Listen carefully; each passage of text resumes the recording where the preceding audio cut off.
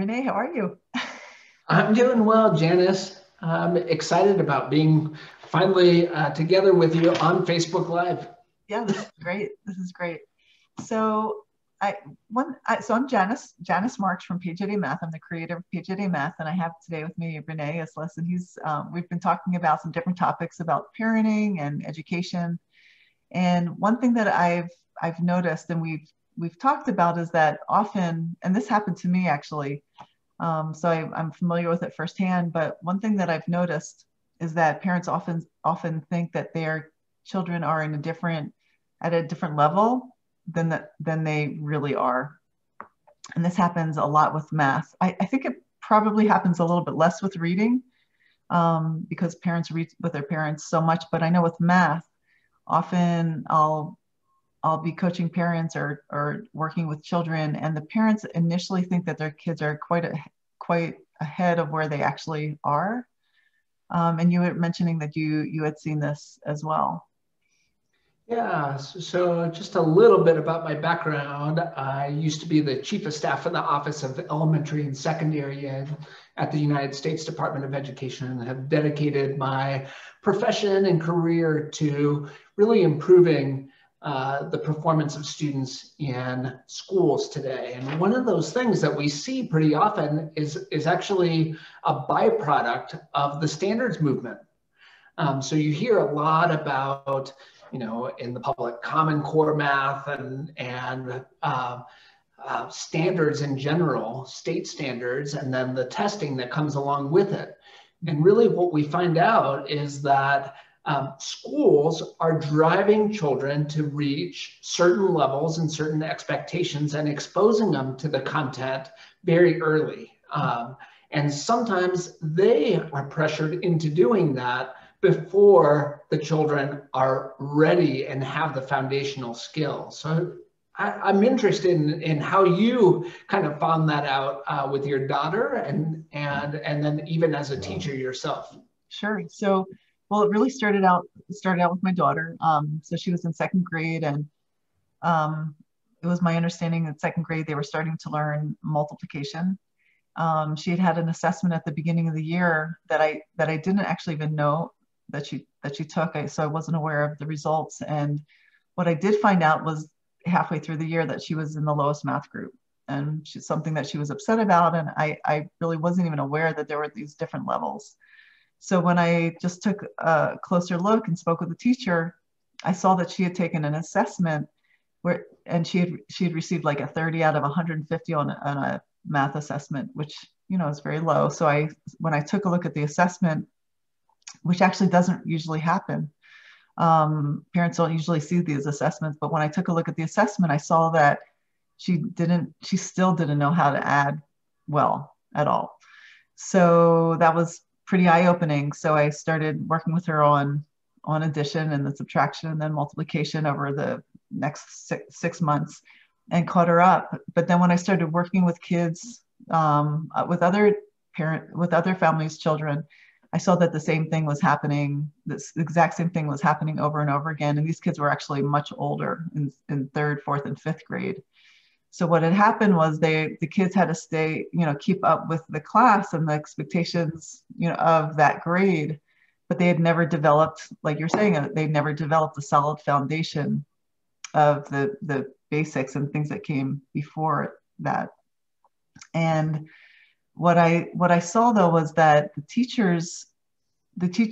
I really felt like the teachers didn't have a very good way of testing for this and also relaying the information to the parent, because testing for math fact fluency is not really that easy. And you need a lot of time with each child in order to know like exactly where they are. So when I do that one-on-one, and it takes quite a bit of time. So the person that really has the time for that is the parent, because they have the child at home in the evenings and on the weekends. So that's really when something like that can take place and be done really, really well. So yes, I think that's an issue when I was teaching, it was an issue for over half the kids. Mm-hmm. Yeah, I'm thinking about how that works out. And so parents, when they're coming to Page a Day Math and thinking about making a specific purchase of a product, they often align it to what they're studying in school. Yeah. So if I'm in second grade, third grade, the teachers are telling me that my student is working in multiplication, but really the challenge might be that they need a little extra help or speed. They might understand the concept of addition and subtraction, but sometimes that fluency rate is really what's important, right? Definitely. I mean, I can tell you that when a parent tells me that their child is having trouble with multiplication, I'd say 95% of the time, the real issue is that they don't know addition well enough. So, and that creates a little bit of a problem because the parent is thinking that they need multiplication. The teacher might be saying they need multiplication. But really, it's very hard to learn multiplication if you can't add and subtract well first. And then you're really just memorizing these random numbers rather than learning and memorizing something that can actually make sense. But I've learned how to kind of bridge that by learning how to like catch kids up with addition and subtraction and still have them move forward at the level that they're supposed to be moving at. So you kind of help the child with their self-esteem and their confidence so they don't feel like they're going backwards. So the parent doesn't feel like their child is going backwards, and so that they can kind of learn a little bit of everything at the same time. It takes a certain amount of focus, a little bit of extra effort at home from the parent, but it's definitely doable. And a little compassion, right? And a lot of compassion. Part of it is that we don't want to make either the parent or the student or even the teacher feel like they are dropping behind. We're really just trying to equip the students with the skills in order to succeed. Definitely. I mean, there's the teachers have a lot of pressure on them to do certain things, to teach a lot of material in a very short period of time. The parents very busy. The parents are, working, just have all their different activities that they're busy with. The kids are very busy by like say, third, fourth, fifth grade, they're super busy. So it's not, so rather, so it's, the idea is not for anybody to feel badly about it, but how to make it work. So I can say that with our product, because of the design, because you just do small amounts, but very consistently over a long period of time, it's very doable. I've found that, small amounts over a long period of time work much better than cramming. And I think most people can relate to that, because I think most people have, had some experience with cramming at some point in their life. And usually they see that when you cram, you really don't remember. It's much harder to remember. You don't really know what you're learning, but you're just, memorizing it. And with the math facts, it's something that you really need to feel. The kids need to own it, because once they get into algebra and every problem involves maybe 10 to 20 different small problems within it, you can see that you really need to own those building blocks for math to work for you. One of my favorite sports coaches when I was a kid growing up, I remember this phrase that he used to use, that practice doesn't make perfect, it makes permanent. Yeah. And I think that repeated practice that we're getting over and over again with Page a Day Math is in small bite-sized chunks, and really thinking about how to build success and automaticity when it comes to math facts is really just doing those short bite-sized chunks of practice over and over again, so that we get to that permanent state when we're in calculus and when we're in algebra decades later. Yeah, I mean, so when I was just first figuring this whole thing out, what I saw, so I was teaching fifth grade, and there was such a huge difference between half the kids were really behind, half the kids were really ahead. I mean, there were years difference between the two groups. And what I noticed was the group that was really ahead, they had really started their math facts in preschool.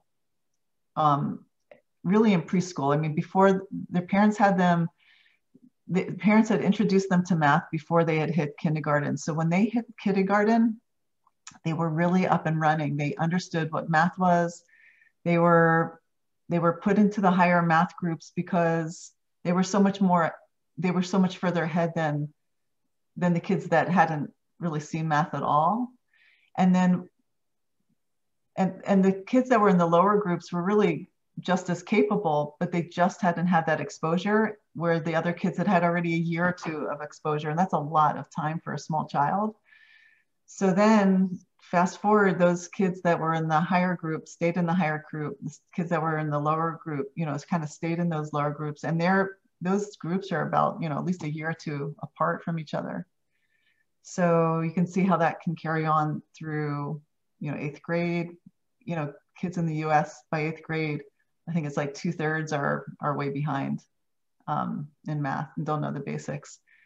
So like when you start is just so important. And what I always try to tell parents too is that you just don't have to do a lot. If you think about 365 days in a year, if you do a minute a day, that's a lot of time that your child is getting in comparison to a child that's not getting that. So, if you think about 5 minutes a day, or 10 minutes a day, that's a tremendous amount of practice that other kids aren't getting. So by the time you add all that up, by the time a child's in 5th grade, that all that stuff is permanent, like you were saying. I mean, it's like they know it, it's part of them. And then they're enjoying math. I mean, and then they get a hard math problem and it's fun and it's a challenge, whereas the other kids are, sweating and suffering because they just don't even know how to go about solving it. They don't know really where to begin. So it's very stressful. So the kids that are, the kids that have that foundation are really less stressed. And, so often I heard people in when their kids were in kindergarten and at first, I often heard some chatter about, the parents that were kind of on top of their kids, having them do extra things at home. It was kind of looked on in a slightly negative light. And really those kids, my experience was those kids were had much less stress by the time they were in 2nd, 3rd, 4th, 5th grade, because they knew how to do everything. They felt really good about themselves. They're really confident. So. And the key is getting that balance, which I think that you've done well with developing Page a Day Math, is that you really can develop those skills in those bite-sized chunks and slowly develop them over time without feeling stressed out. Whether they're looking at Mo and Flo and Zoe, all of the Math Squad dogs, they really just enjoy it. As opposed to making it feel like a slog of work that they're trying to get through. Yeah, I mean, it definitely has to be fun. I mean, we don't want to do things that we don't like. So, certainly kids are it's the same thing for the kids. And it's just thought out so that the most important thing is that you can practice a little bit each day and that you just don't have to think about it. It can just happen really easily. And parents don't have to figure out what they are going to have their kids do each day or what they're going to correct each day. It's just kind of there. Just there. The kids know what they're doing. The parent doesn't have to be there. Yeah. Little research facts.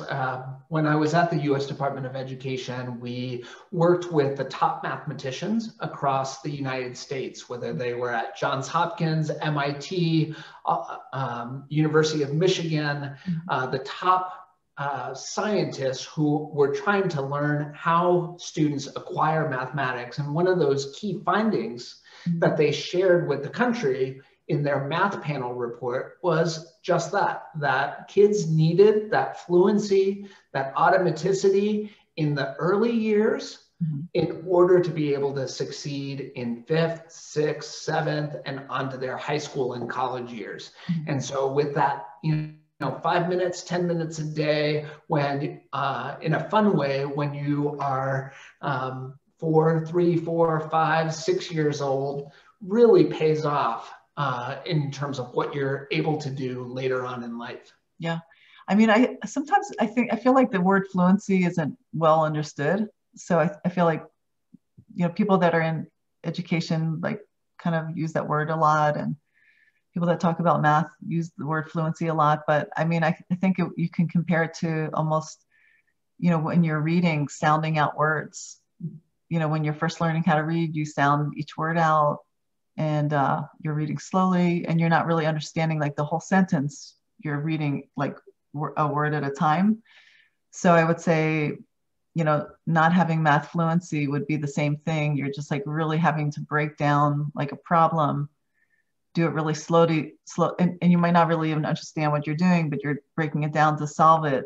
So you don't really understand where you're going to, but you're just, you're not really getting it. You might be doing it, but not really getting it. So yeah, so once you get that fluency, you own it, you get it.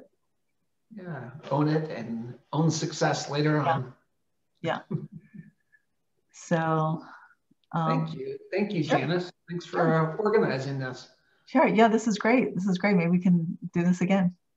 All right. We'll do this again soon. Look forward to it. Anyway, thanks so much, Renee. Thanks for joining me. Bye. And we'll talk to you soon. Bye.